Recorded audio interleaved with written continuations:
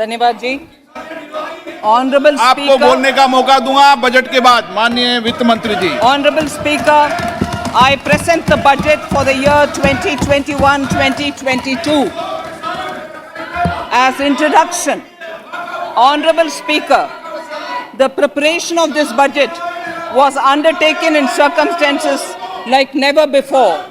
We knew of calamities that have affected a country or a region within a country. But what we have endured with COVID-19 through 2020 is sui generis. When I presented the budget 2020-2021, we could not have imagined that the global economy, already in throes of a slowdown, would be pushed into an unprecedented contraction. We could not have also imagined then that our people, as those in other countries, would have to endure the loss of near and dear ones and suffer hardships brought about due to a health crisis. The risk of not having a lockdown was far too high. Within 48 hours of declaring a 3-week-long complete lockdown, the Prime Minister announced the Pradhan Mantri Garib Kalyan Yojana, valued at 2.76 lakh crores, that provided free food grain to 800 million people, free cooking gas for 80 million families for months, and cash directly to over 400 million farmers, women, elderly, the poor, and the needy. Even as a large section of citizens stayed home, milk, vegetables, fruit suppliers, health and sanitary workers, truck drivers, railways and public transport workers, bank employees, electricity workers, our annadatas, police, firemen, and the armed forces all had to go about their work as normal, but with the additional anxiety of the virus hanging over them. We recognize this, and I think I speak on behalf of everybody in this august house when I express my heartfelt gratitude to these men and women for how they were able to carry out their work and duty to provide for the nation's basics over those crucial months. Speaker, sir, for public good, honorable members of parliament and members of legislative assemblies too offered their salaries. In May 2020, the government announced the Atmanirbhar Bharat package. To sustain the recovery further into the year, we also rolled out 2 more Atmanirbhar packages, 2 and 3. Total financial impact of all the Atmanirbhar Bharat packages, including measures taken by the RBI, was estimated to be about 27.1 lakh crores, which amounts to more than 13% of our GDP. As a government, we kept a watch on the situation and were proactive in our responses. The government, led by the Prime Minister, stretched its resources to deliver for most vulnerable sections of our society, the poorest of the poor, the Dalits, the tribals, the elderly, the migrant workers, and our children. The Pradhan Mantri Garib Kalyan Yojana, the 3 Atmanirbhar packages, and announcements made later were like 5 mini budgets in themselves. The Atmanirbhar packages accelerated our pace of structural reforms, redefinition of MSMEs, commercialization of the mining sector, agriculture and labor reforms, privatization of public sector undertakings, one nation, one ration card, production-linked incentive schemes are some of the notable reforms carried out during this period. Faceless income tax assessment, DBT, and financial inclusion are the others. Today, India has 2 vaccines available and has begun medically safeguarding not only her own citizens against COVID-19, but also those of 100 or more countries. It is added comfort to know that 2 or more vaccines are also expected soon. Honorable Prime Minister, launched the vaccination drive by crediting and thanking our scientists. We are ever grateful for the strength and rigor of their efforts. Having said that, we are all reminded time and again that our fight against COVID-19 continues into 2021. Now, just as it happened after the two world wars, there are signs that the political, economic, and strategic relations in the post-COVID world are changing. This moment in history is the dawn of a new era, one in which India is well poised to truly be the land of promise and hope. I borrow the words of Rabindranath Tagore. Faith is the bird that feels the light and sings when the dawn is still dark. Faith is the bird that feels the light and sings when the dawn is still dark. In this spirit, I can't help but recall the joy that we as cricket-loving nation felt after the Team India's recent spectacular success in Australia. It has reminded us of all the qualities that we as a people, particularly our youth, epitomize of having abundant promise and the unsuppressed thirst to perform and to succeed. Today, data shows that India now has one of the lowest death rate of 112 per million population and one of the lowest active cases of about 130 per million. This has laid the foundation to the revival we are seeing now in the economy. This budget will be the first of this new decade. This budget will also be a digital budget, and that has happened with all your support. So far, only 3 times has a budget followed a contraction in the economy. All such contractions earlier were as a result of situations typical to India. This time, the contraction in our economy is due to a global pandemic, just like in several other countries. Having said that, I want to confidently state that our government is fully prepared to support and facilitate the economy's reset. This budget provides every opportunity for our economy to raise and capture the pace that it needs for a sustainable growth. 2021 is the year of many important milestones for our history. I mention a few of these. It is the 75th year of independence, 60 years of Goa's accession to India, 50 years of the 1971 India-Pakistan War. It will be the year of the 8th census of independent India. It will also be India's turn at the BRICS presidency, the year for our Chandrayaan-3 mission, and the Haridwar Mahakumbh.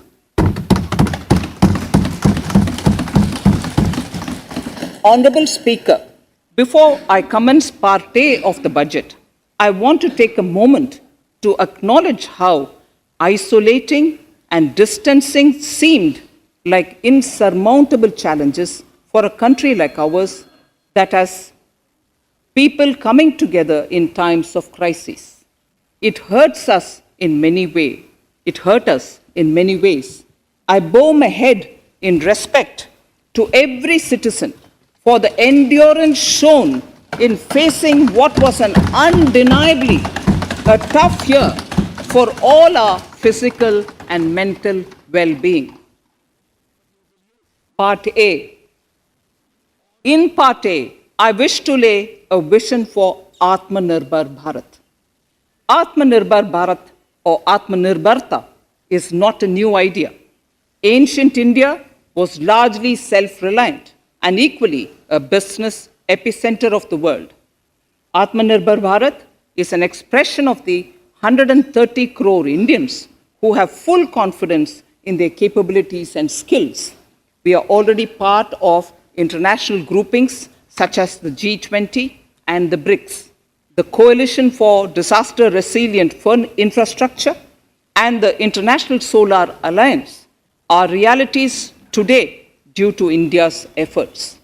The proposals in Part A will further strengthen the sankalp of nation first, doubling farmers' income, strong infrastructure, healthy India, good governance, opportunities for youth, education for all, women empowerment, and inclusive development, among others. Additionally, also on the path to fast implementation are the 13 promises we had made in the budget of 2015-16, which were to materialize during the Amrit Mahotsav of 2022 on the 75th year of our independence. They too resonate with the vision of Atmanirbharta. The budget proposals for 21-22 rest on 6 pillars: health and well-being, physical and financial capital and infrastructure, inclusive development for aspirational India, reinvigorating human capital, innovation and R&D, and as 6th, minimum government and maximum governance. I now move to talking about the first pillar, health and well-being. Even at the outset, I would like to say that the investment on health infrastructure in this budget has increased substantially. Progressively, as institutions absorb more, we shall commit more. Taking a holistic approach to health, we focus on strengthening 3 areas: preventive, curative, and well-being. Health systems. A new centrally sponsored scheme, PM Atmanirbhar Swasth Bharat Yojana, will be launched with an outlay of about 64,180 crores over 6 years.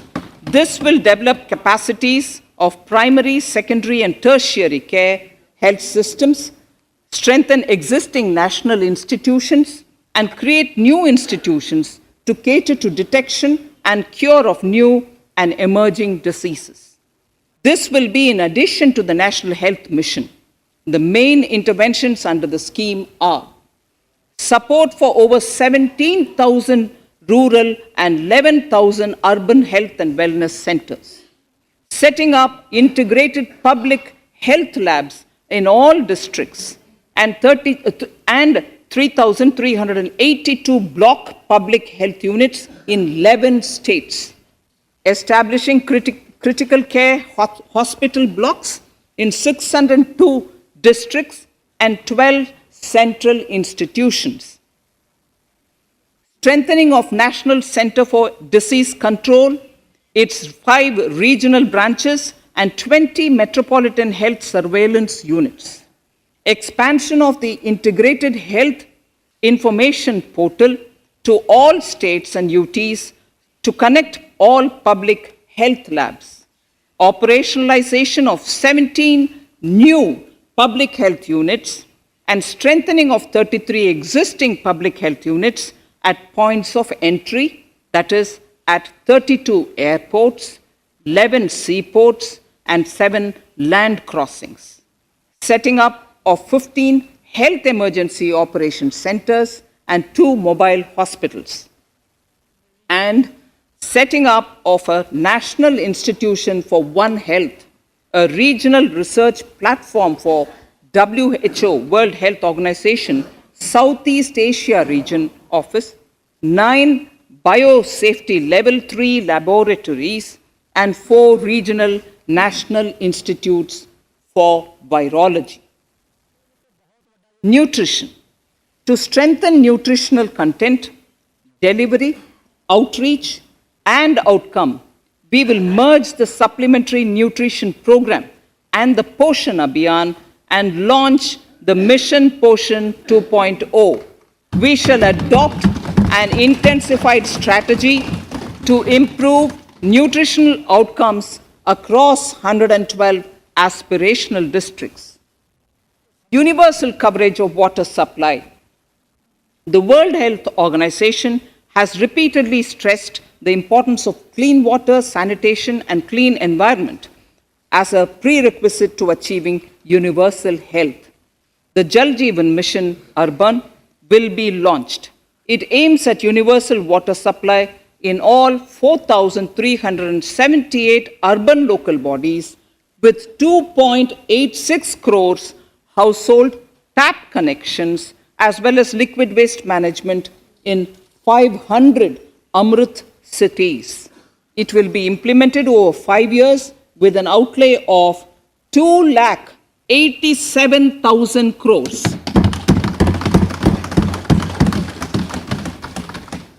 Swachh Bharat and Swasth Bharat.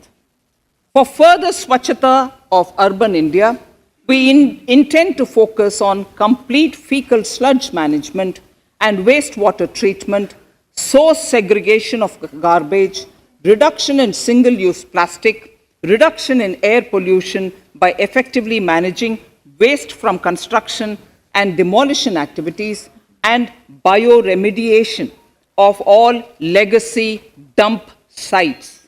The Urban Swachh Bharat Mission 2.0 will be implemented with a total financial allocation of 1,41,678 crores over a period of 5 years from 2021. Clean air. To tackle the burgeoning problem of air pollution, I propose to provide an amount of 2,217 crores of rupees for 42 urban centers with a million plus population in this budget. Scrapping policy.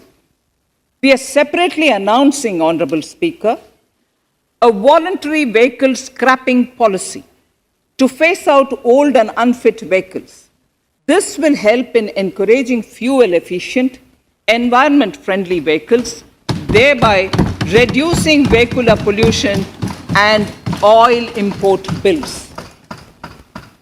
Vehicles would undergo fitness tests in automated fitness centers after 20 years in case of personal vehicles and after 15 years in case of commercial vehicles.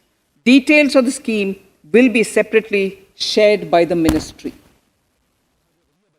Vaccines.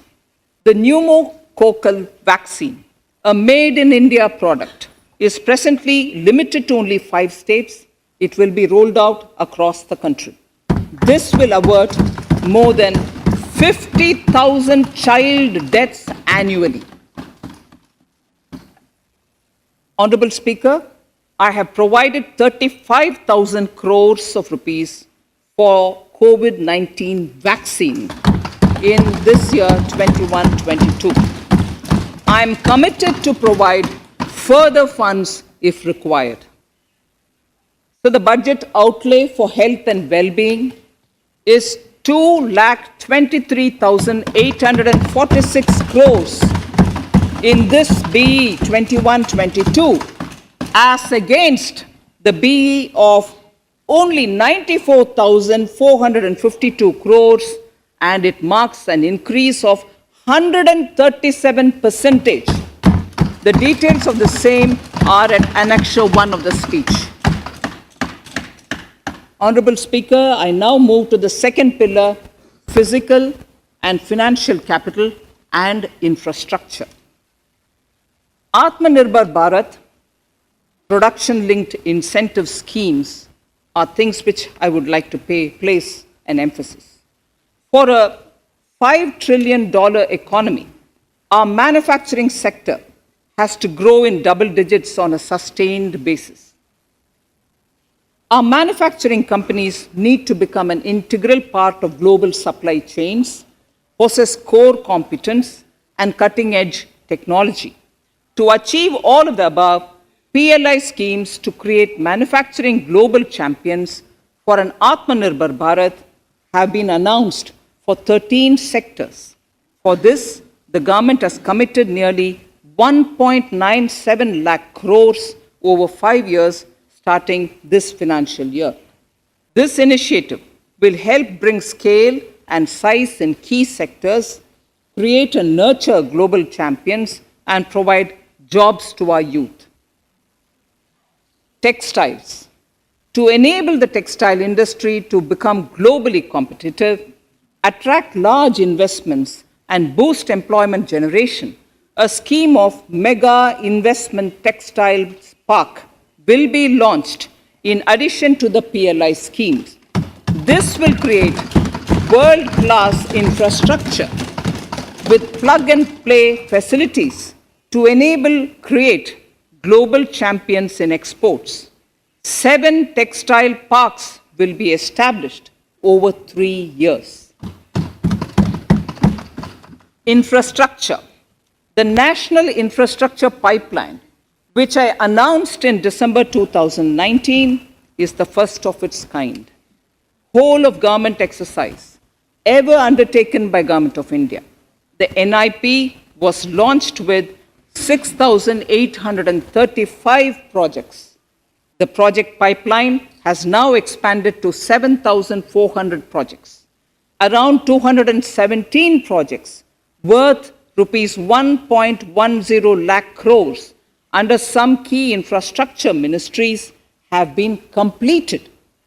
The NIP is a specific target which this government is committed to achieving over the coming years. It will require major increase in funding from both the government and the financial sector. In this budget, I propose to take concrete steps to do this in 3 ways. Firstly, by creating the institutional structures. Secondly, by a big thrust on monetizing assets. And thirdly, by enhancing the share of capital expenditure in central and state budgets. Infrastructure needs long-term debt financing. A professionally managed development financial institution is necessary to act as a provider, enabler, and catalyst for infrastructure financing. Accordingly, I shall introduce a bill to set up a development financial institution. I have provided a sum of 20,000 crore rupees to capitalize this institution. The ambition is to have a lending portfolio of at least 5 lakh crores for this DFI within 3 years' time. Debt financing of InvITs and REITs by foreign portfolio investors will be enabled by making suitable amendments in the relevant legislations. This will further ease access of finance to InvITs and REITs, thus augmenting funds for infrastructure and real estate sectors. Asset monetization. Monetizing operating public infrastructure. Monetizing operating public infrastructure assets is a very important financing option for new infrastructure construction. A national monetization pipeline of potential brownfield infrastructure assets will be launched. An asset monetization dashboard will also be created for tracking the progress and to provide visibility to investors. Some important measures in the direction of monetization are National Highways Authority of India and the PGCIL each have sponsored one InvIT that will attract international and institutional investors. 5 operational roads with an estimated enterprise value of 5,000 crores of rupees are being transferred to the NHAI InvIT. Similarly, transmission assets of value 7,000 crores will be transferred to the PGCIL InvIT. Railways will monetize dedicated freight corridor assets for operations and maintenance after commissioning. A next lot of airports will be monetized for operations and management concessions.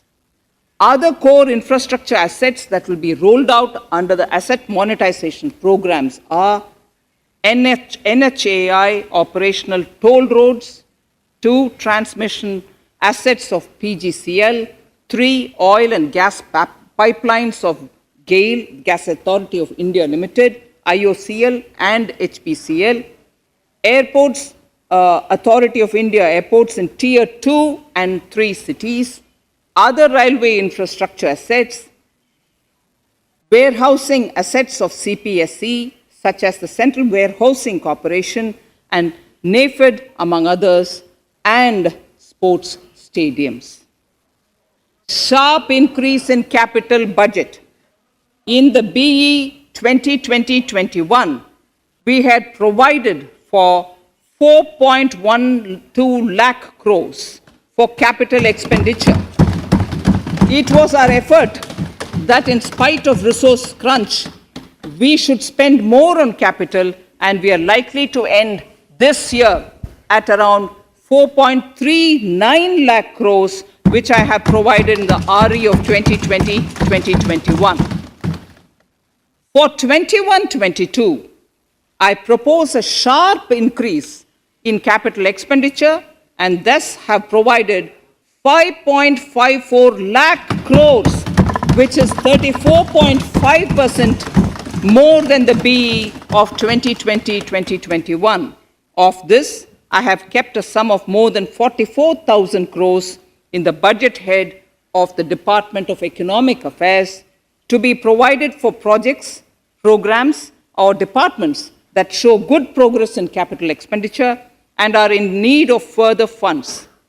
Over and above this expenditure, we would also be providing more than 2 lakh crores to states and autonomous bodies for their capital expenditure. We will also work out specific mechanisms to nudge states to spend more of their budget on creation of infrastructure.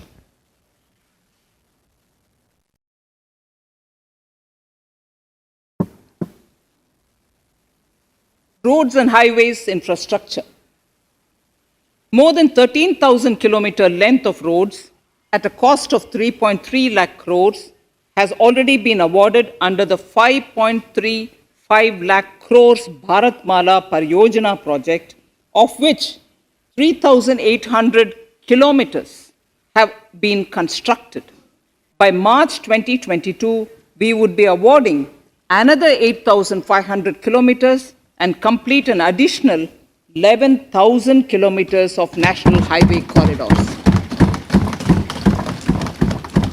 To further augment road infrastructure, more economic corridors are also being planned. Some are 3,500 kilometers of national highway works in the state of Tamil Nadu at an investment of 1.03 lakh crores. These include Madurai-Kollam corridor, Chittoor-Tachur corridor, and construction will start next year. Second, 1,100 kilometers of national highway works in the state of Kerala at an investment of 65,000 crores, including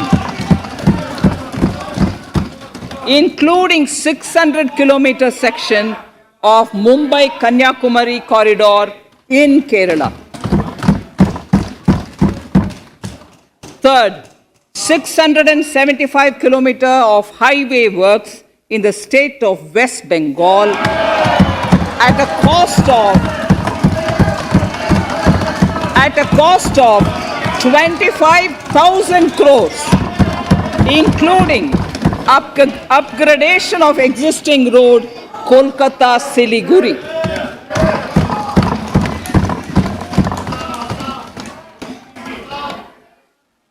National highway works of around 19,000 crores are currently in progress in the state of Assam. Further works of more than 34,000 crores covering more than 1,300 kilometers of national highways will be undertaken in the state in the coming 3 years. Some of the flagship corridors and other important projects that would see considerable activity in 2021-22 are in Annexure 2 to my speech. I am also providing an enhanced outlay of 1,18,101 lakh crores, 1,18,101 crores for Ministry of Road Transport and Highways, of which 1,08,230 crores is for capital, the highest ever provided. Railway infrastructure.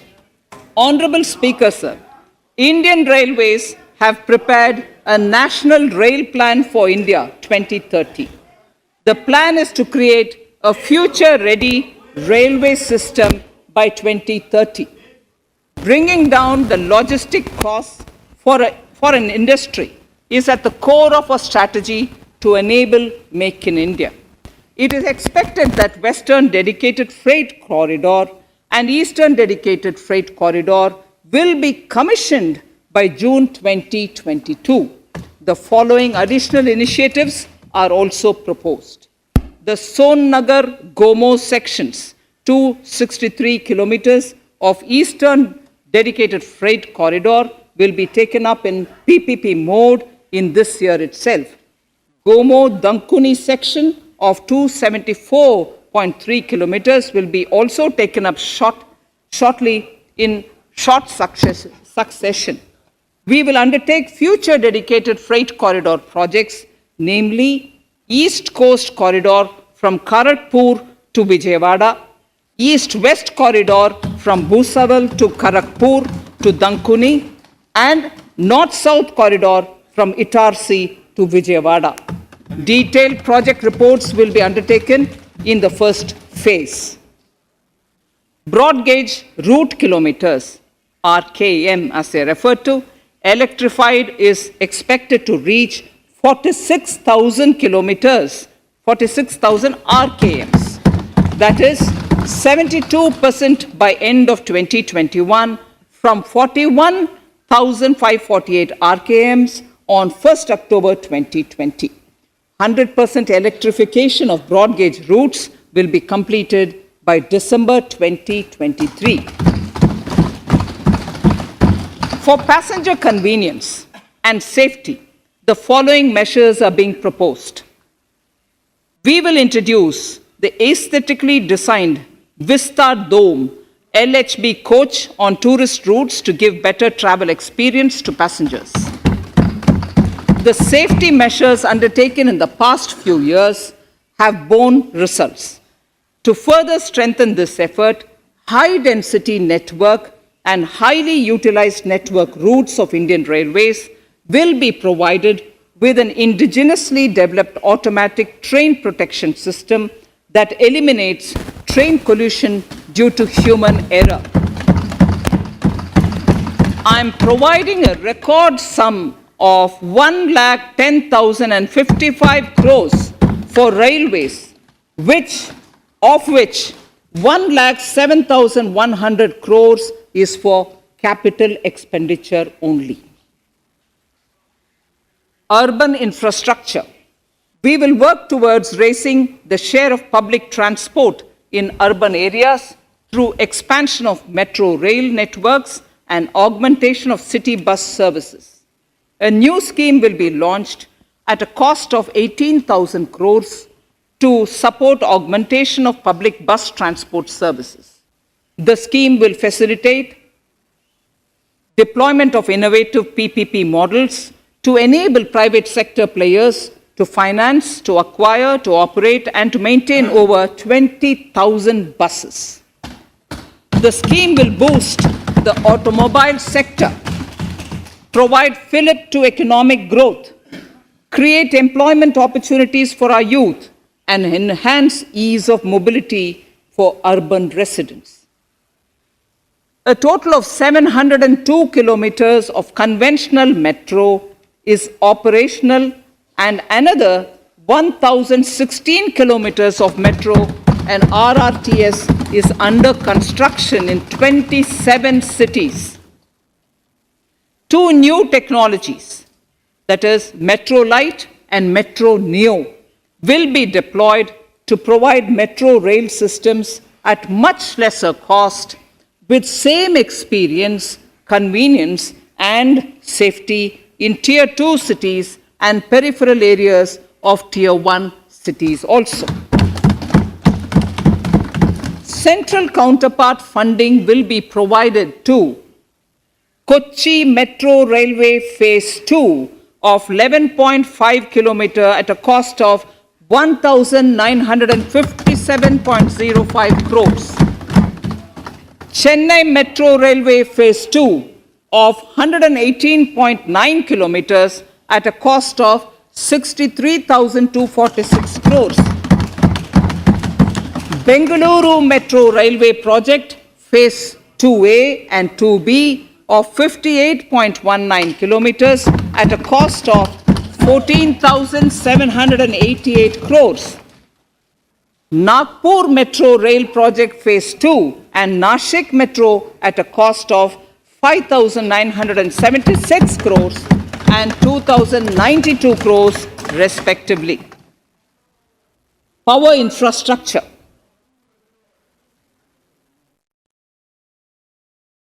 The past 6 years have seen a number of reforms and achievements in power sector.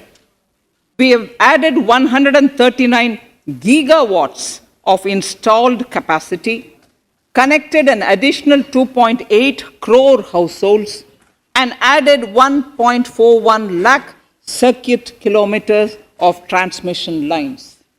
The distribution companies across the country are monopolies, either government or private. There is a need to provide choice to the consumers by promoting competition. A framework will be put in place to give consumers alternatives to choose from among more than one distribution companies. I read that sentence again. A framework will be put in place to give consumers alternatives to choose from among more than one distribution company. The viability of distribution companies is a serious concern. A revamped, reforms-based, result-linked power distribution sector scheme will be launched with an outlay of 3,05,984 crores over 5 years.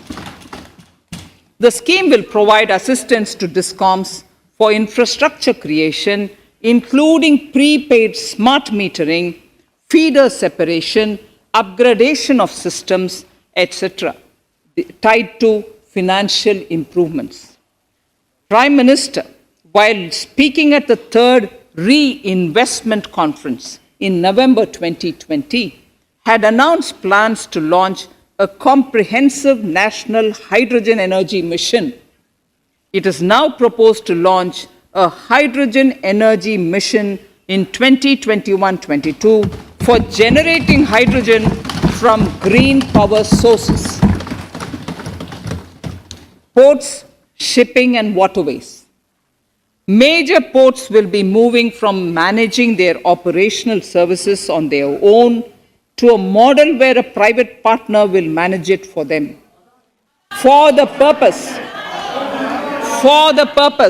7 projects worth more than 2,000 crores will be offered by the major ports on private-public partnership mode in FY 21-22.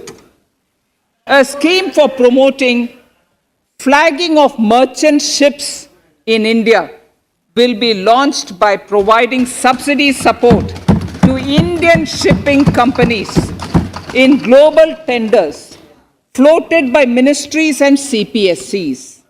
An amount of 1,624 crores will be provided over 5 years.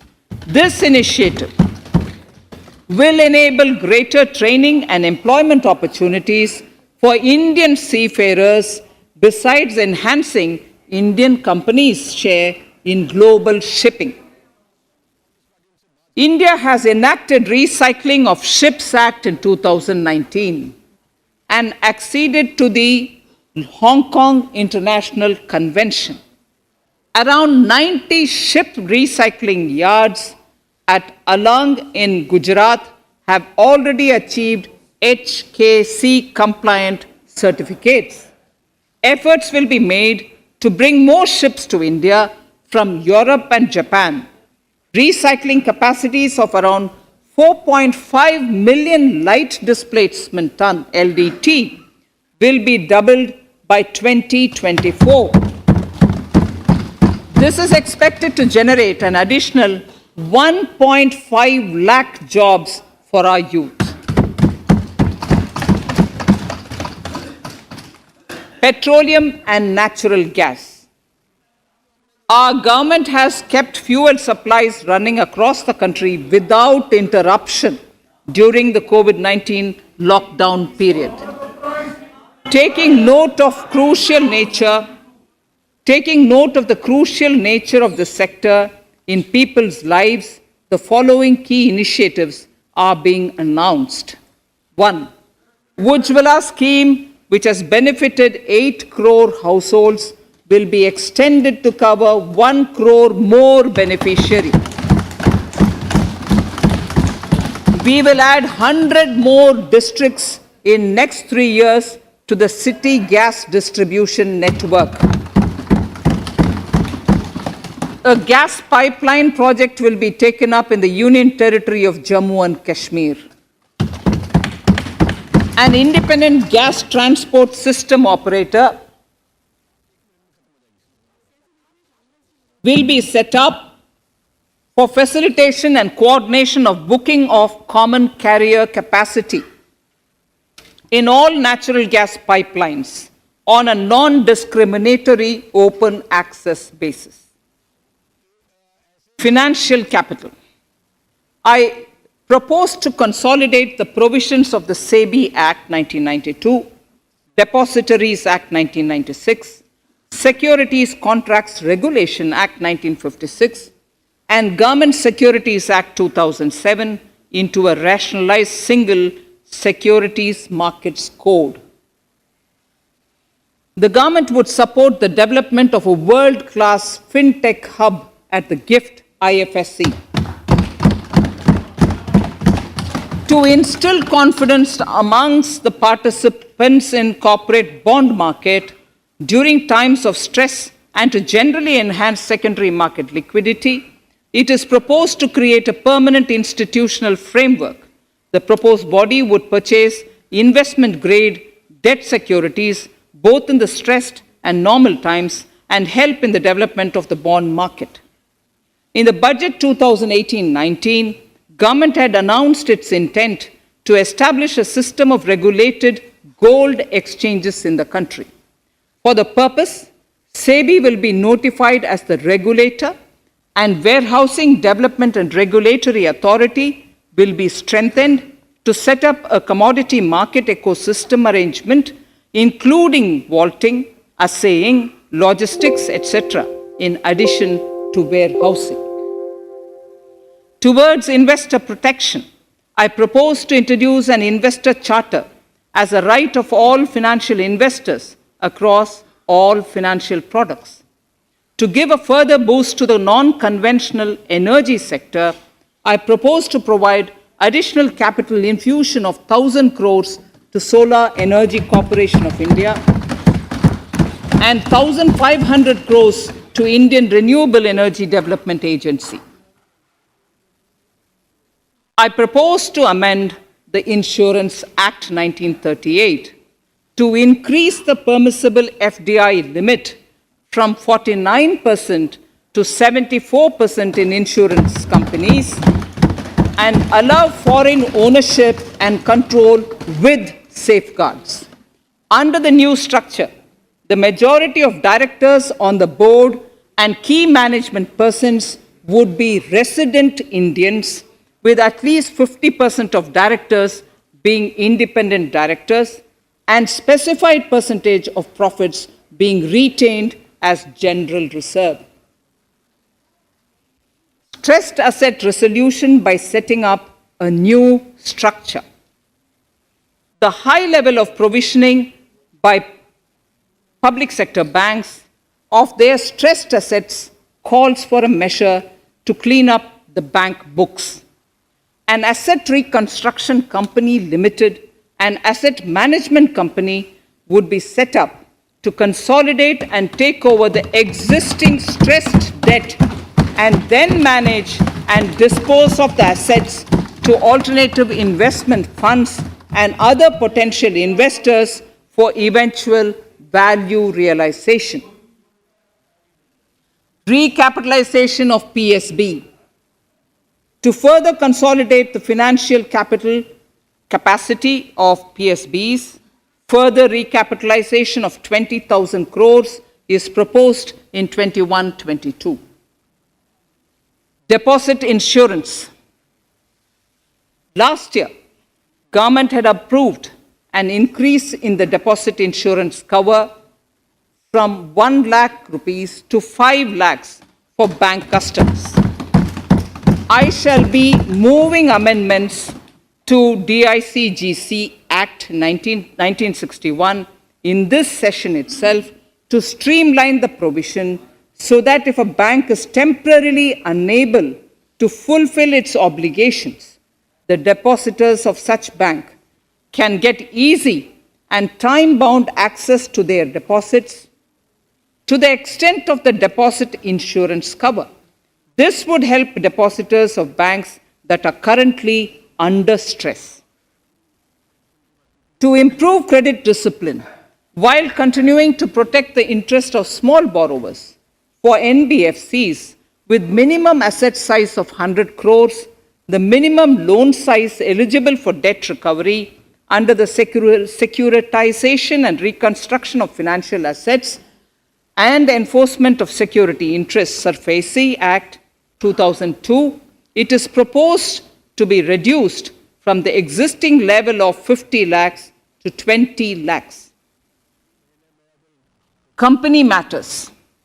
The decriminalization of the procedural and technical compoundable offences under Companies Act 2013 is now complete. I now propose to take up decriminalization of the Limited Liability Partnerships Act 2008. Honorable Speaker, I propose to revise the definition under the Companies Act 2013 for small companies by increasing the threshold for paid-up capital from not exceeding 50 lakh to not exceeding 2 crores and turnover from not exceeding 2 crores to not exceeding 20 crores.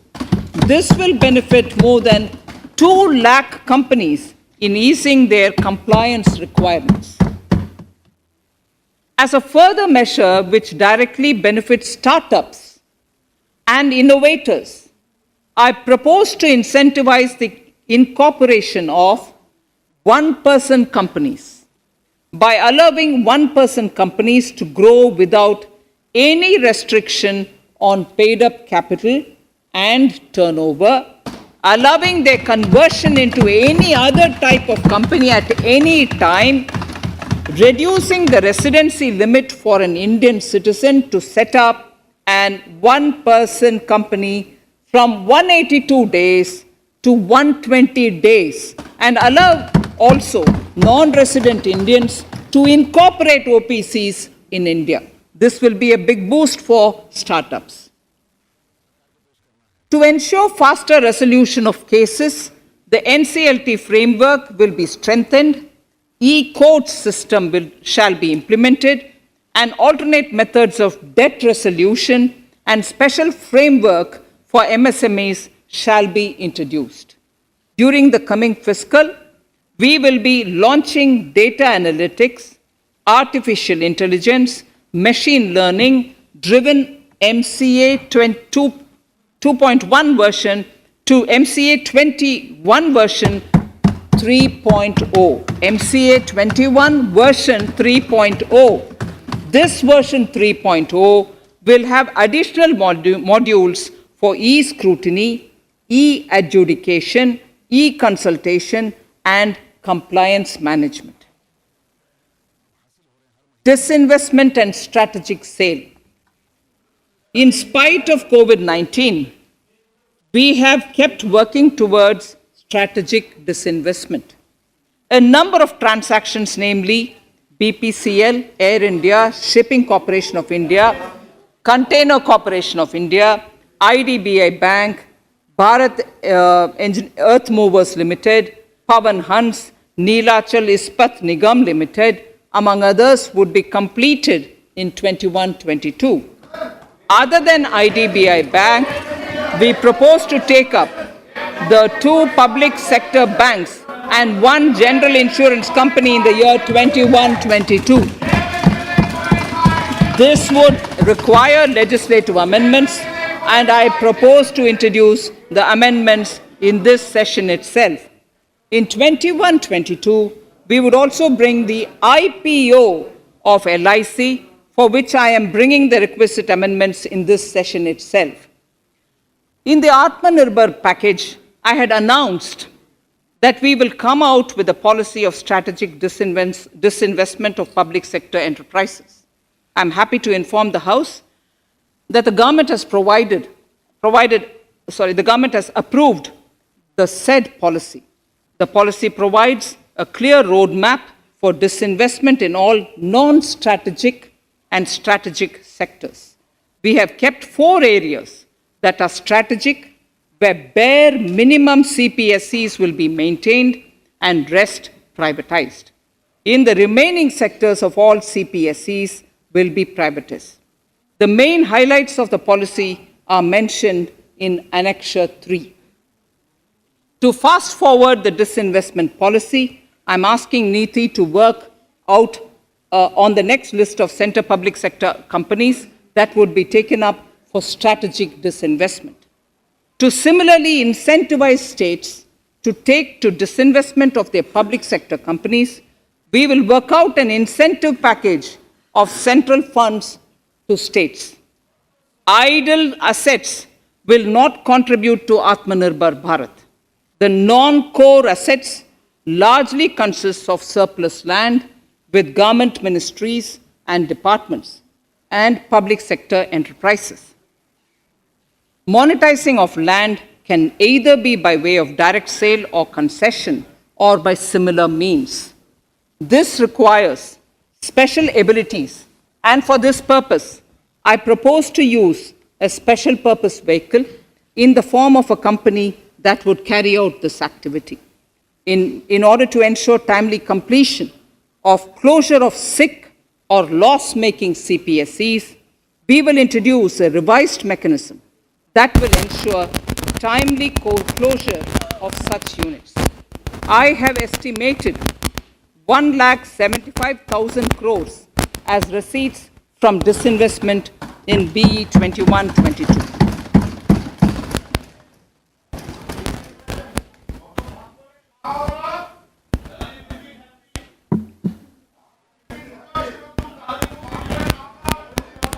Government financial reforms.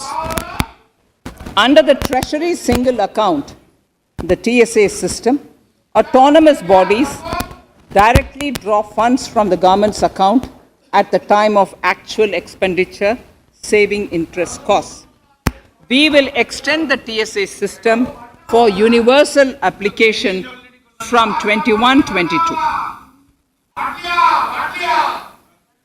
On the recommendation of the 15th Finance Commission, we have undertaken a detailed exercise to rationalize and bring down the number of centrally sponsored schemes. This will enable consolidation of outlays for better impact. The government is committed to the development of multi-state cooperatives and will provide all support to them. To further streamline the ease of doing business for cooperatives, I propose to set up a separate administrative structure for them. So the third pillar of Atmanirbhar Bharat, inclusive development for aspirational India. Honorable Speaker, sir, under this pillar, I will cover agriculture and allied sectors, farmers' welfare and rural India, migrant workers and labor, and financial inclusion. Agriculture. Our government is committed to the welfare of farmers. The MSP regime has undergone a sea change to assure price that is at least 1.5 times the cost of production across all commodities.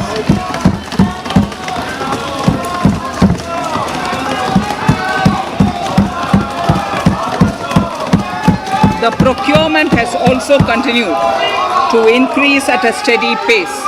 This has resulted in increase in payment to farmers substantially. In case of wheat, a total amount paid to farmers in 2013-14. Honorable Speaker, sir, the data that I give now is important for all honorable members to kindly hear. In case of wheat, the total amount paid to farmers in 2013-14 was 33,874 crores. In 2019-20, it was 62,802 crores. And even better, Honorable Speaker, in 2020-2021, this amount paid to farmers was 75,060 crores.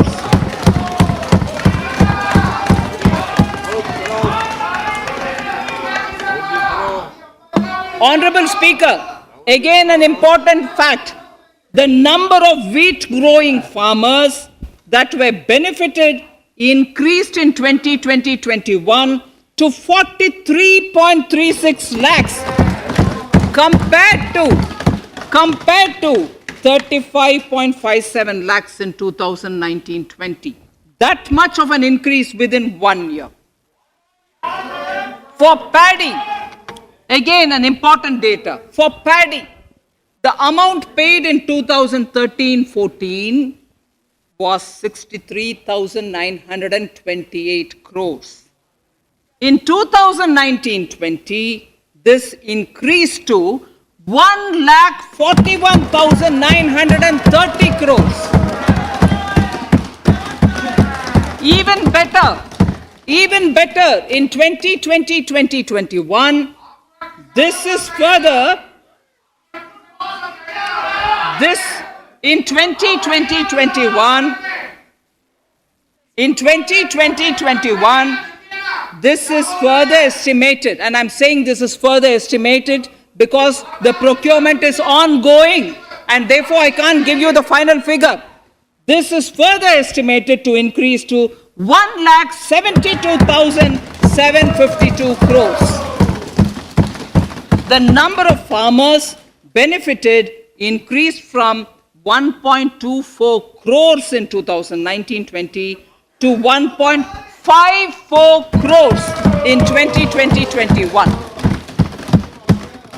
In the same way, Honorable Speaker, sir, in the case of pulses, the amount paid in 2013-14 was 236 crores. In 2019-20, this was increased to 8,285 crores. Now in 2021, it is at 10,530 crores. More than 40 times increase from 2013-14. The receipts to cotton farmers have seen a stupendous increase from 90 crores in 2013-14 to 25,974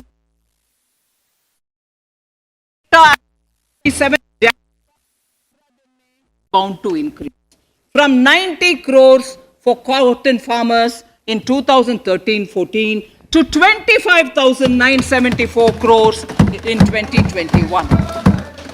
All the details in complete narration is available in Annexure 4 to my speech. Early this year, Honorable Prime Minister had launched the Swamitwa scheme. Under this, a record of rights is being given to property owners in villages. Up till now, about 1.80 lakh property owners in 1,241 villages have been provided cards. I propose during 21-22 to extend this to cover all states and union territories. To provide adequate credit to our farmers, I have enhanced the agricultural credit target to 16.5 lakh crores in this year. We will focus on ensuring increased credit flow to animal husbandry, Pashupalan, dairy, and to Matsyakar, to the fisheries. We are enhancing the allocation to the Rural Infrastructure Development Fund from 30,000 crores to 40,000 crores. The Micro Irrigation Fund, with a corpus of 5,000 crores, has been created under NABARD. I propose to double it by augmenting it by another 5,000 crores. To boost value addition in agriculture and allied products and their exports, the scope of Operation Green Scheme, that is presently applicable to only tomatoes, onions, and potatoes, will be enlarged to include 22 perishable crops. Around 1.68 lakh crore farmers, around 1.68 crore farmers are registered, and 1.14 lakh crores of rupees trade value has been carried out through e-NAMs, the National Agricultural Market. Keeping in view the transparency and the competitiveness that e-NAM has brought into the agricultural market, 1,000 more mandis will be integrated with the e-NAM. Honorable Speaker, sir, with all this, the Agricultural Infrastructure Fund would be made available to the APMCs for augmenting their infrastructure facilities.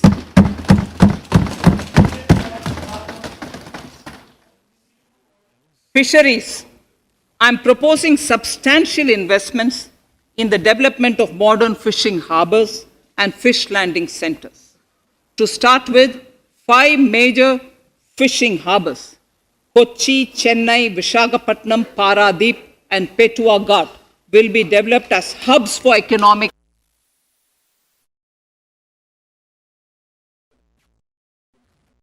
fish landing centers along the banks of rivers and waterways. Seaweed farming is an emerging sector with potential to transform the lives of coastal communities. It will provide large-scale employment and additional incomes. To promote seaweed farming and cultivation, I propose a multi-purpose seaweed park to be established in Tamil Nadu. Migrant workers and laborers. We have launched the One Nation, One Ration Card scheme, through which beneficiaries can claim their rations anywhere in the country. Migrant workers in particular benefit from the scheme. Those staying away from their families can partially claim their ration where they are stationed, while their family in their native places can claim the rest. I'm happy to inform you that One Nation, One Ration Card plan is under implementation by 32 states and union territories, reaching about 69 crore beneficiaries. That's a total of 86% beneficiaries covered. The remaining 4 states and UTs will be integrated in the next few months. To further extend our efforts towards the unorganized labor force, migrant workers in particular, I propose to launch a portal that will collect relevant information on gig workers, building and construction workers, among others. This will help formulate health, housing, skill, insurance credit, and food schemes for all migrant workers. We will conclude a process that began 20 years ago with the implementation of the 4 labor codes. For the first time globally, social security benefits will be extended to gig and platform workers.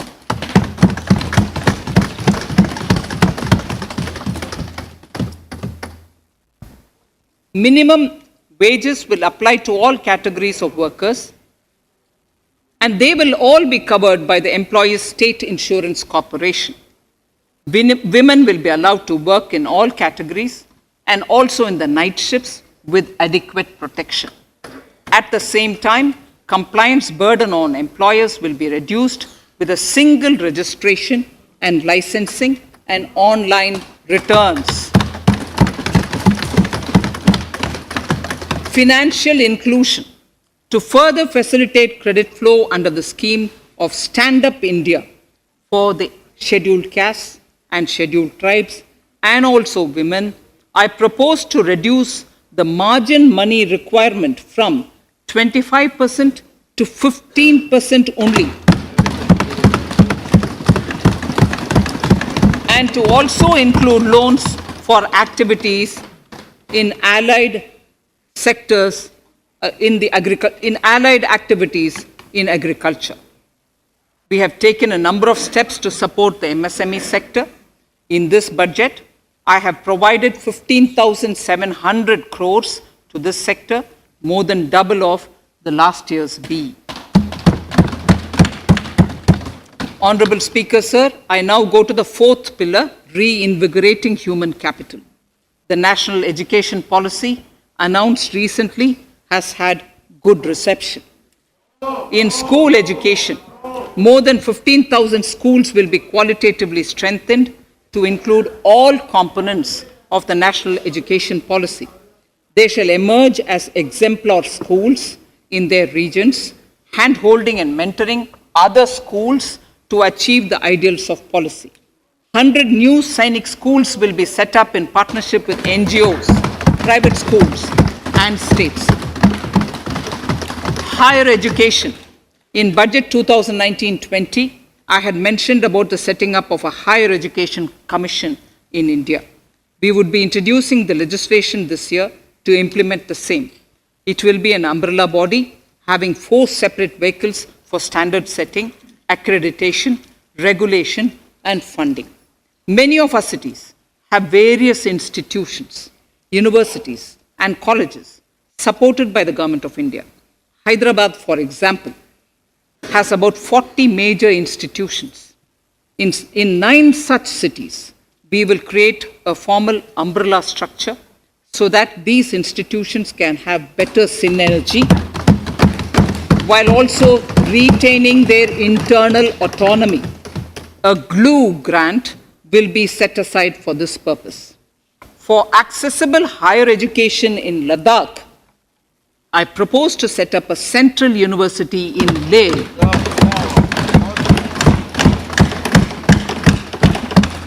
The other important projects to be taken up as a part of the NEP are listed in Annexure 5. Scheduled caste and scheduled tribes welfare. We have set ourselves a target of establishing 750 Eklavya model residential schools in our tribal areas.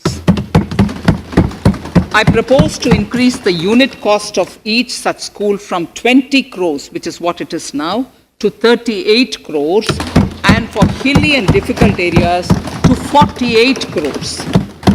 This would help creating robust infrastructure facilities for our tribal students. We have revamped the post-metric scholarship scheme for the welfare of scheduled caste students. I have also enhanced the central assistance in this regard. We are allotting 35,219 crores for 6 years till 25-26 to benefit 4 crores scheduled caste students. Skilling. In 2016, we had launched the National Apprenticeship Promotion Scheme. The government proposes to amend the Apprenticeship Act with a view to further enhancing apprenticeship opportunities for our youth. We will realign the existing scheme of National Apprenticeship Training Scheme for providing post-education apprenticeship, training of graduates and diploma holders in engineering. Over 3,000 crores will be provided for this purpose. An initiative is underway, Honorable Speaker, in partnership with the United Arab Emirates to benchmark skill qualifications, assessment, and certification, accompanied by the deployment of certified workforce. We also have a collaborative intertraining program between India and Japan to facilitate transfer of Japanese industrial and vocational skills, techniques, and knowledge. We will take forward this initiative with many more countries also.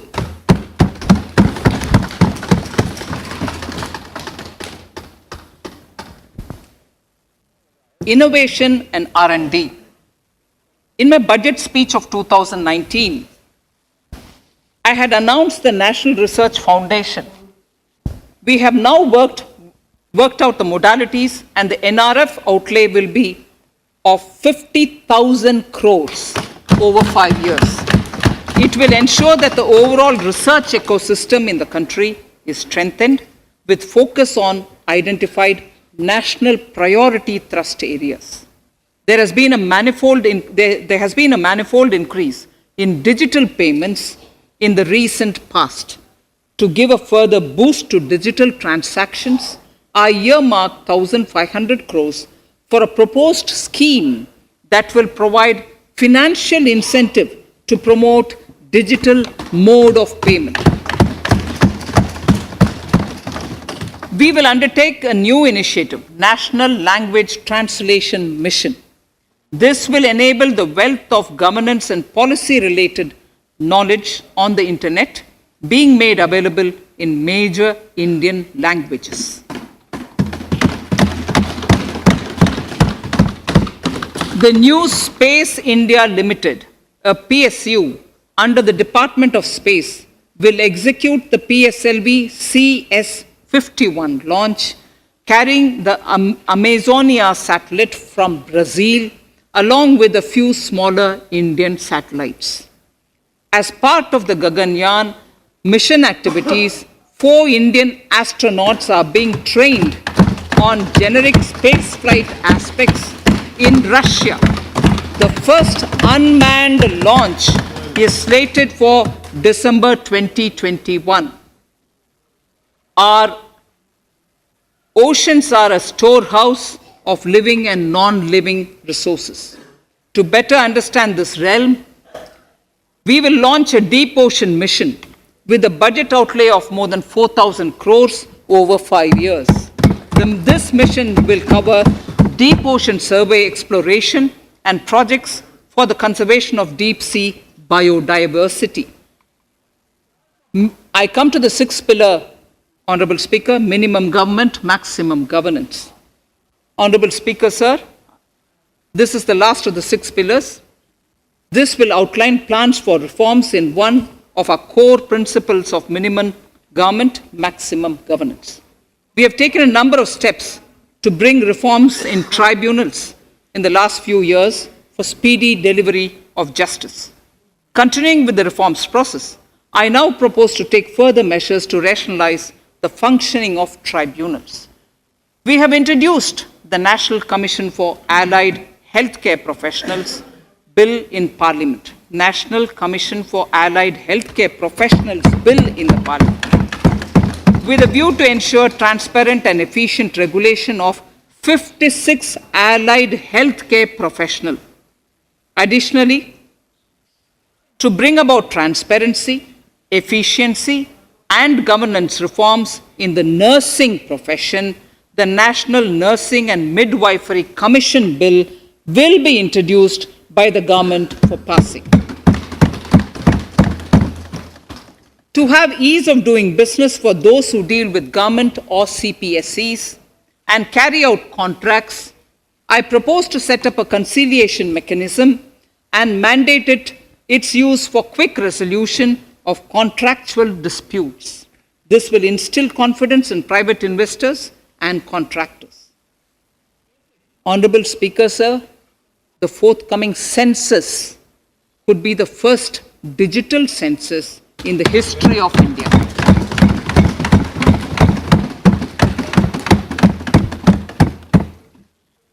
For this monumental milestone marking task, I have allocated 3,768 crores in this year, 21-22. Honorable Speaker, Goa is celebrating the Diamond Jubilee year of the state's liberation from Portuguese rule. From the Government of India's side, I propose to grant 300 crores to the Government of Goa for the celebrations. I propose to provide 1,000 crores for the welfare of tea workers, especially women and children in Assam and West Bengal. A special scheme will be devised for the same.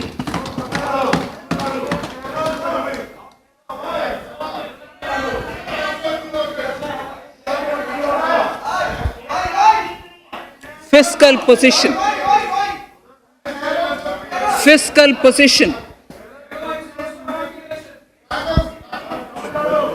In these last few paragraphs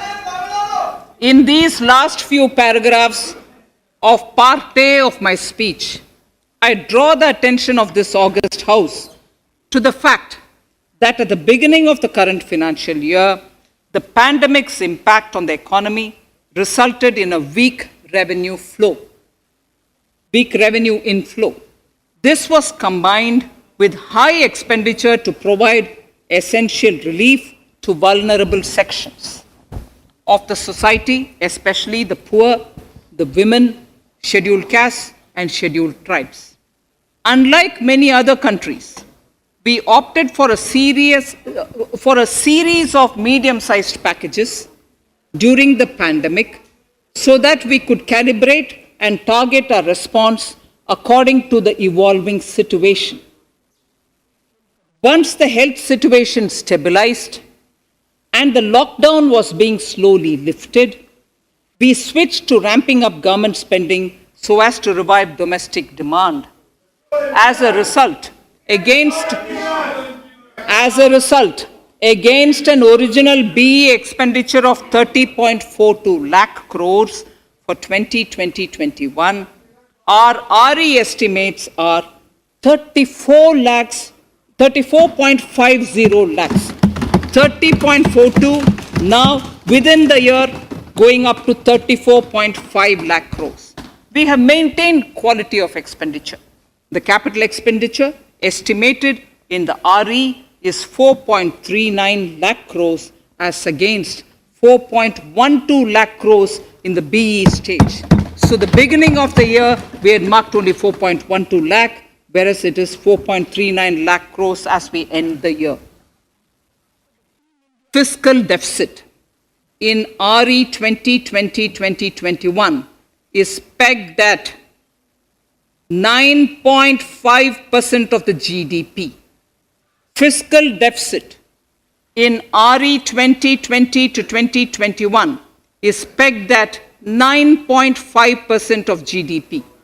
We have funded this through government borrowings, multilateral borrowings, small saving funds, and short-term borrowings. We would need another 80,000 crores, for which we would be approaching the market in these 2 months. We would be needing another 80,000 crores, for which we would be approaching the markets in these 2 months.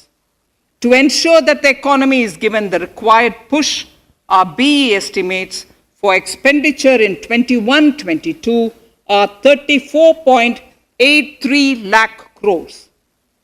This includes 5.54 lakh crores as capital expenditure, an increase of 34.5% over the BE figure of 2020-2021. The fiscal deficit in BE 21-22 is estimated to be 6.8% of the GDP. The gross borrowing from the market for the next year would be around 12 lakh crores. We plan to continue with our path of fiscal consolidation and intend to reach the fiscal deficit level below 4.5% of the GDP by 2025-2026, with a fairly steady decline over the period. We hope to achieve the consolidation by first increasing the buoyancy of tax revenue through improved compliance, and secondly, by increased receipts from monetization of assets, including public sector enterprises and land. The Contingency Fund of India is being proposed to be augmented. The Contingency Fund of India is being proposed to be augmented from 500 crores to 30,000 crores through finance bill. In accordance with the views of the 15th Finance Commission, we are allowing a normal ceiling of net borrowing for the states at 4% of GSDP for the year 21-22. A portion of the ceiling will be earmarked to be spent on incremental capital expenditure. Additional borrowing ceiling of 0.5% of the GSDP will also be provided subject to conditions. States will be expected to reach a fiscal deficit of 3% of GSDP by 2023-24 as recommended by the 15th Finance Commission. In the July 2019-20 budget, I introduced the Statement 27 on extra budgetary resources. It disclosed the borrowings of the government agencies that went towards funding Government of India schemes and whose repayment burden was on the government. In my 2020-21 budget, I enhanced the scope and coverage of that statement by including the loans provided by government to the FCI, the Food Corporation of India. Taking a step further in this direction, I propose to discontinue the NSSF loan to FCI for food subsidy, and accordingly, budget provisions have been made in RE 2020-21 and in the BE 2021-22. The extra budgetary resource details are at Annexure 6. We know that the Frbm Act mandates fiscal deficit of 3% of GDP to be achieved by 31st March 2020-2021. The effect of this year's unforeseen and unprecedented circumstances has necessitated the submission of a deviation statement under sections 4 of subclause 5 and section 7 subclause 3b of the Frbm Act, which I'm laying on the table of the House as part of the Frbm documents. Towards achieving central government fiscal deficit along the broad path that I have already indicated, I will be introducing an amendment to the Frbm Act. Honorable Speaker, on the 9th of December 2020, the 15th Finance Commission submitted its final report covering the period 2021 to 2026 to the Rashtrapati Ji.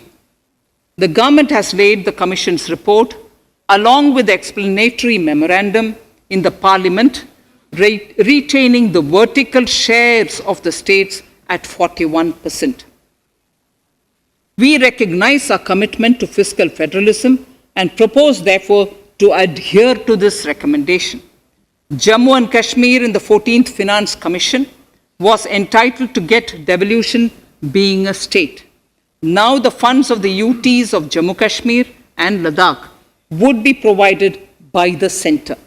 I have also provided on the Commission's recommendation 1,18,452 crores as revenue deficit grant to 17 states in 21-22 as against 74,340 crores to 14 states in 2020-21.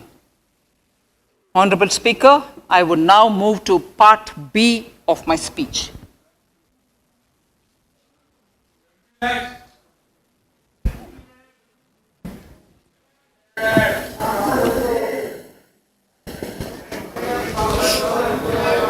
Honorable Speaker, the world is facing a serious challenge of the pandemic and its aftershock.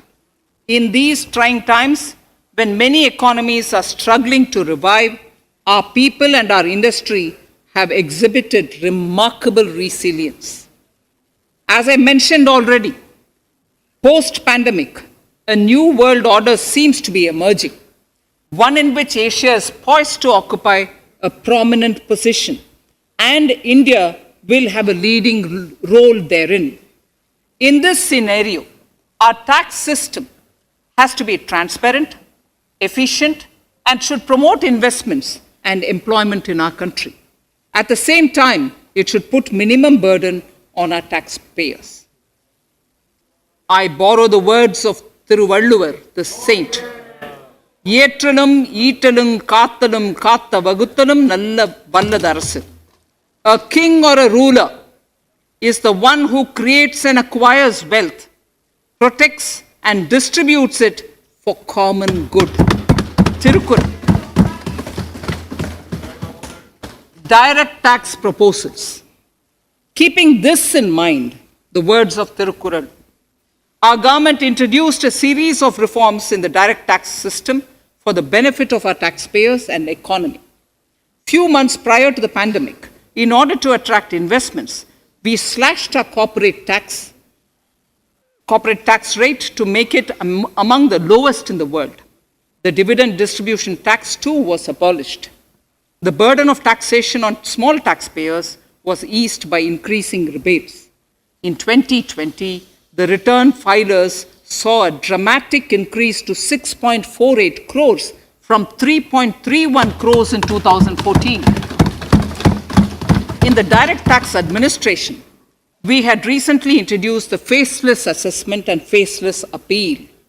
I now seek to take further steps to simplify the tax administration, ease compliance, and reduce litigation. Relief to senior citizens.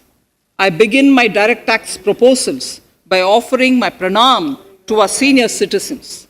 Many of them, despite having foregone several basic necessities of their own, have strived to build our nation. Now, in the 75th year of independence of our country, when we continue our endeavor with renewed vigor, we shall reduce compliance burden on our senior citizens who are 75 years of age and above. For senior citizens who only have pension and interest income, I propose exemption from filing their income tax returns.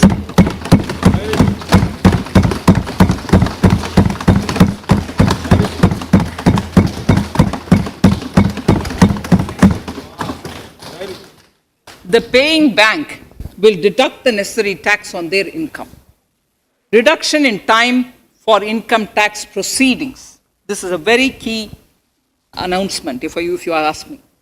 Honorable Speaker, presently an assessment can be reopened up to 6 years and in serious tax fraud cases for up to 10 years. As a result, taxpayers have to remain under uncertainty for a very long time. I therefore propose to reduce this time limit for reopening of assessments to 3 years from the present 6 years.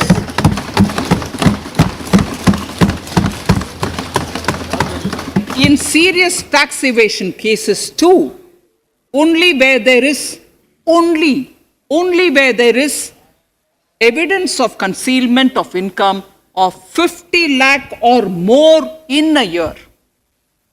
In serious tax evasion cases too, only where there is evidence of concealment of income of 50 lakh or more in a year can the assessment be reopened up to 10 years. Even this reopening can be done only after the approval of the Principal Chief Commissioner, the highest level of Income Tax Department.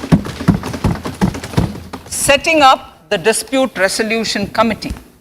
Honorable Speaker, it has been the resolve of this government to reduce litigation which mars the present taxation system. The government came out with the Direct Taxation Vivad Se Vishwas scheme to give taxpayers an opportunity to settle long-pending disputes and be relieved to further strain on their time and resources. The response from taxpayers has been the best ever, as over 110,000 taxpayers have already opted to settle tax disputes of over 85,000 crores under the scheme. To further reduce litigation for small taxpayers, I propose to constitute a dispute resolution committee for them, which will be faceless to ensure efficiency, transparency, and accountability. Anyone with a taxable income up to 50 lakh and disputed income up to 10 lakh shall be eligible to approach the committee. Faceless IT-AT. For ease of compliance and to reduce discretion, we are committed to make the taxation processes faceless. The government has already introduced faceless assessment and appeal this year. The next level of income tax appeal is the Income Tax Appellate Tribunal. I now propose to make this tribunal faceless. We shall establish a national faceless Income Tax Appellate Tribunal Center. All communication between the tribunal and the appellant shall be electronic. Where personal hearing is needed, it shall be done through video conferencing. Relaxations to NRI. When non-resident Indians return to India, they have issues with respect to their accrued incomes in their foreign retirement accounts. This is usually due to mismatch in taxation period. They also face difficulties in getting credit for Indian taxes in foreign jurisdictions. I propose to notify rules for removing their hardship of double taxation.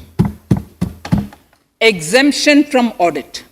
Currently, if your turnover exceeds 1 crore, you have to get your accounts audited. In February 2020 budget, I had increased the limit for tax audit to 5 crores for those who carry out 95% of their transactions digitally. To further incentivize digital transactions and to reduce compliance burden, I propose to increase this limit for tax audit for such persons from 5 crores to 10 crores.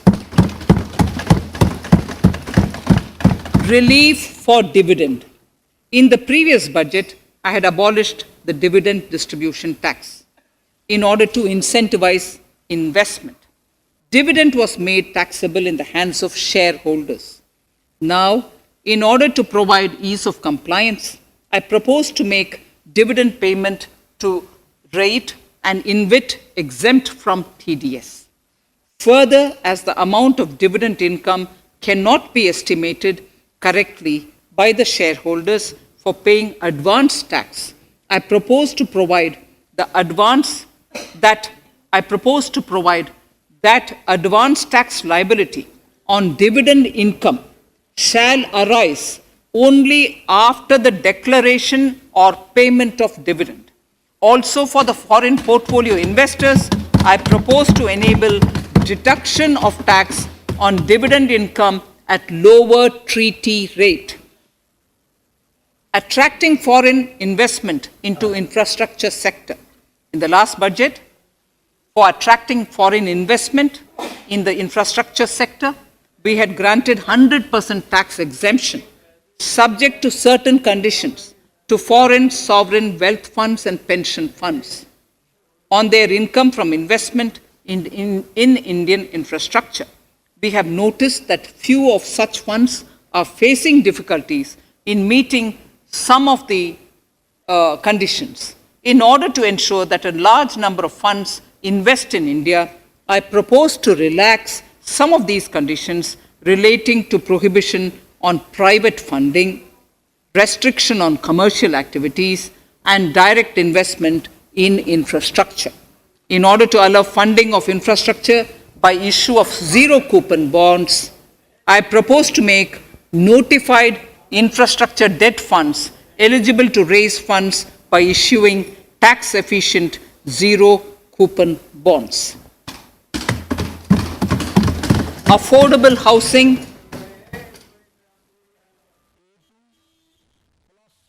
Affordable housing and rental housing.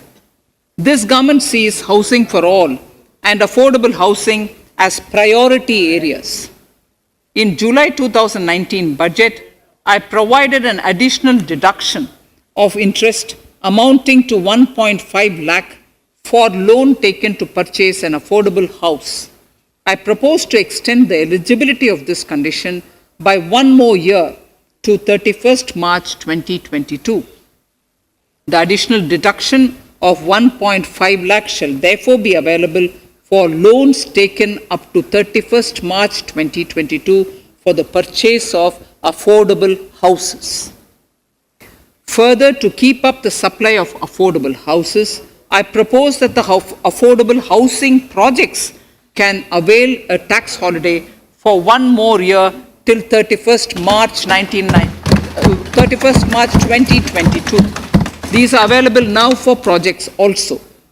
We are committed to promote supply of affordable rental housing for migrant workers. For this, I propose to allow tax exemption for notified affordable rental housing projects. Tax incentives to Ifsc. As I mentioned in Part A of this speech, the government is committed to making the International Financial Services Center in GIFT City a global financial hub.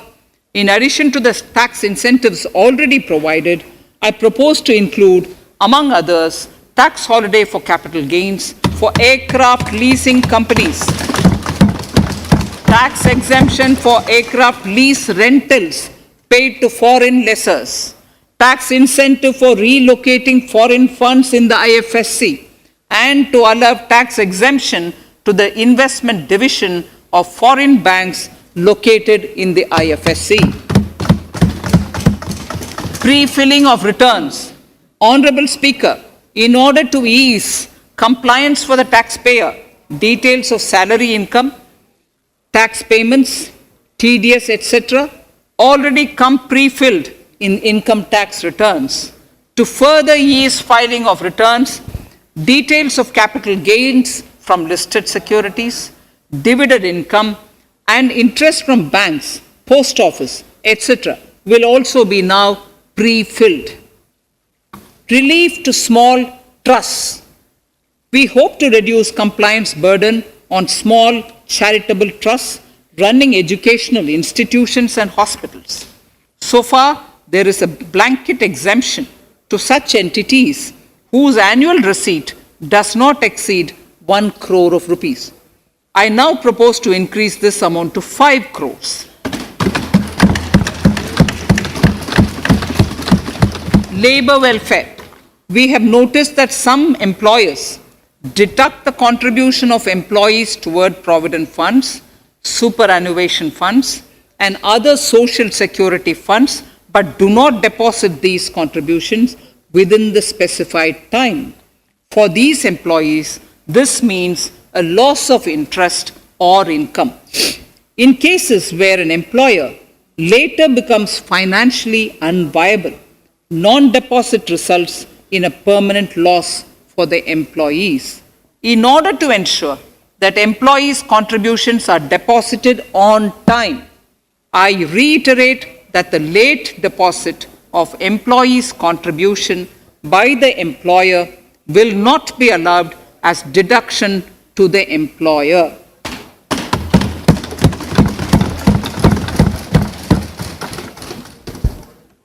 Incentives for startups.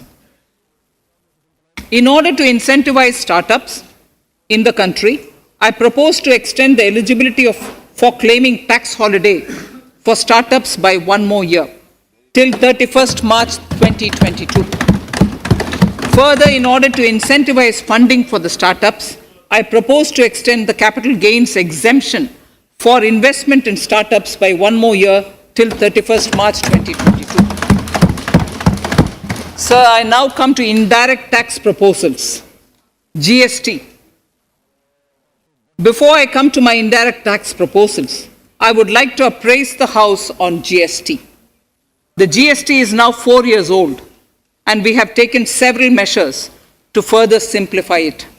Some of the measures include nil return through SMS, quarterly return and monthly payment for small taxpayers, electronic invoice system, validated input tax statements, pre-filled editable GST return, and staggering of returns filing. The capacity of GSTN system has also been enhanced. We have also deployed deep analytics and artificial intelligence to identify tax evaders and fake billers and launched special drives against them. The results speak for themselves. We have made record collections in the last few months. The GST Council has painstakingly thrashed out thorny issues. As chairperson to the Council, I want to assure this House that we shall take every possible measure to smoothen the GST further and to remove anomalies such as inverted duty structure.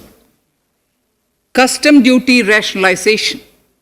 Our custom duty policy should have the twin objective of promoting domestic manufacturing and helping India get on to global value chain and export better.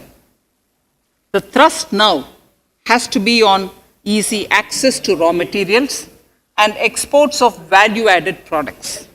Towards this, last year, we started overhauling the customs duty structure, eliminating 80 outdated exemptions.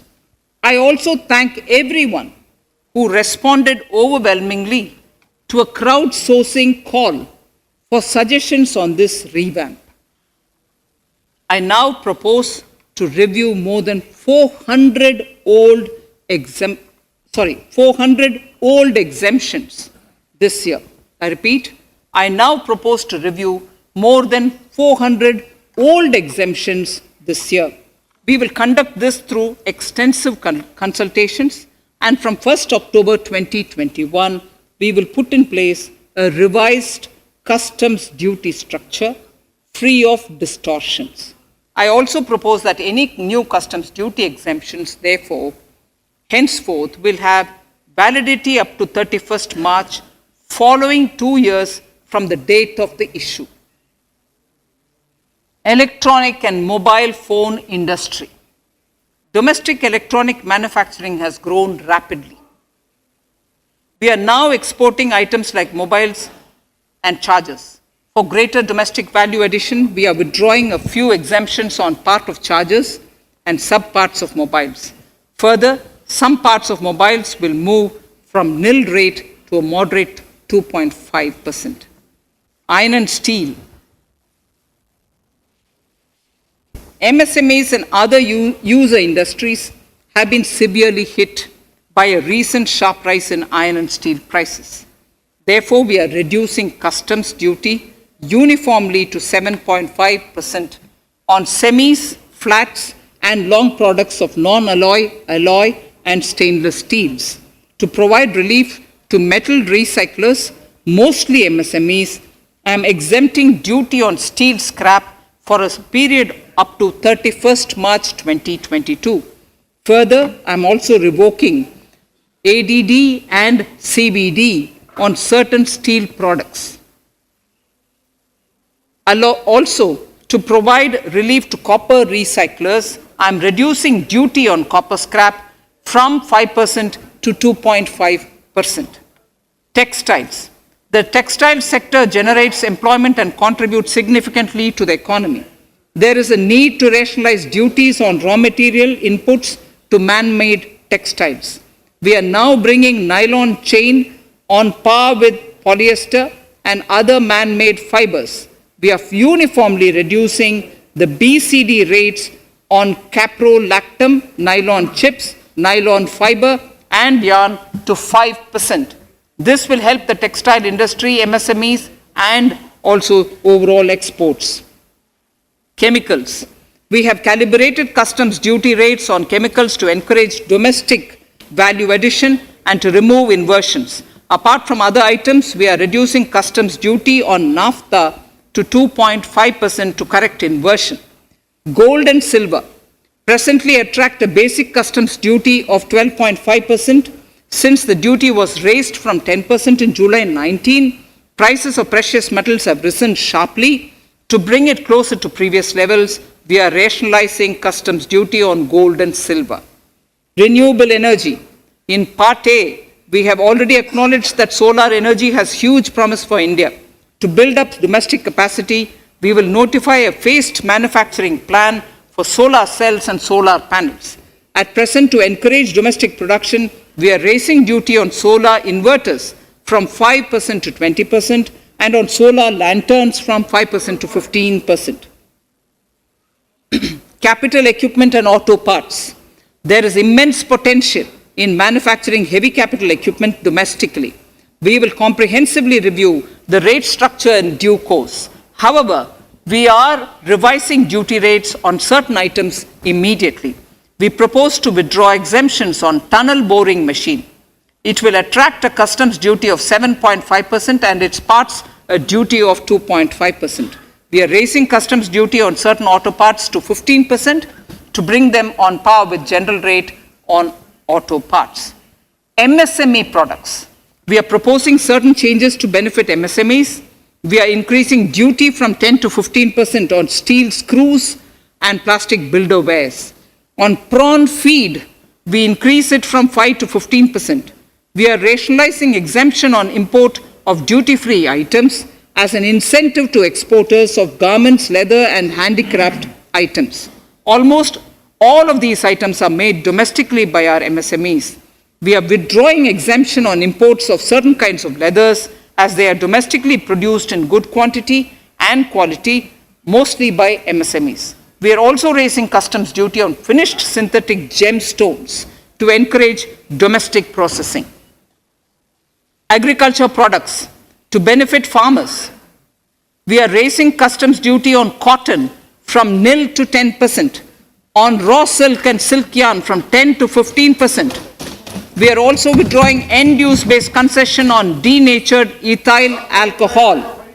Currently, rates are being uniformly calibrated to 15% on items like maize, bran, rice bran, oil cake, and animal feed additives. There is an immediate need to improve agricultural infrastructure so that we produce more while also conserving and processing agricultural output efficiently. This will ensure enhanced remuneration for our farmers. To earmark resources for this purpose, I propose an agricultural infrastructure and development cess on a small number of items. However, while applying this cess, we have taken care not to put additional burden on consumers on most items. Rationalization of procedures and easing of compliance. For their judicious application, we propose certain changes in the provisioning related to ADD, anti-dumping duty, and CVD, countervailing duty levies. To complete customs investigation, we are prescribing definite timelines. In 2020, we rolled out the Turant Customs Initiative, which brought in faceless, paperless, and contactless customs measures. With effect from September 2020, we have implemented a new procedure for administration of rules of origin. This has helped in putting a check on misuse of FTAs. The specific details of direct and indirect tax changes proposed are listed in the annexure to my speech. Honorable Speaker, sir, with these words, I commend the budget to this august House. Thank you.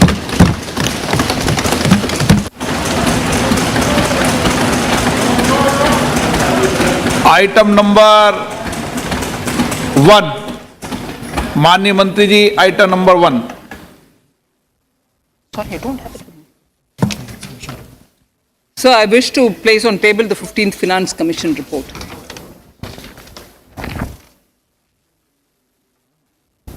Item number 3, माननीय मंत्री जी। Sir, I wish to lay on the table the following statements under Section 3(1) of the Fiscal Responsibility and Budget Management Act 2003, the medium-term fiscal policy fiscal policy strategy statement and macroeconomic framework statement.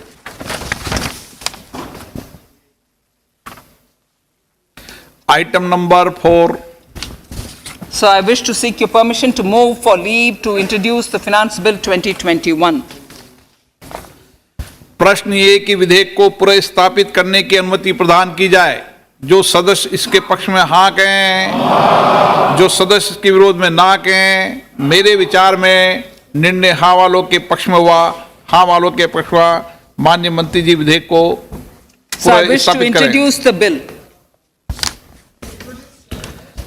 Shri Prahlad Joshi ji. With your permission, I rise to present the 18th report of Business Advisory Committee. माननीय सदस्यगण, माननीय वित्त मंत्री जी के budget भाषण की प्रतियां प्रकाशक फलक पर उपलब्ध है। सदस्य अपनी प्रति प्रकाशन फलक से प्राप्त कर सकते हैं। माननीय सदस्यगण, जैसा कि आपको समाचार 2 के माध्यम से पहले सूचित किया जा चुका है कि बजट की प्रतियां आपको मेंबर्स पोर्टल के माध्यम से उपलब्ध कराई जा रही है। सभा की कार्रवाई मंगलवार दिनांक 2 फरवरी 2021 को दोपहर 4 बजे तक के लिए स्थगित की जाती है।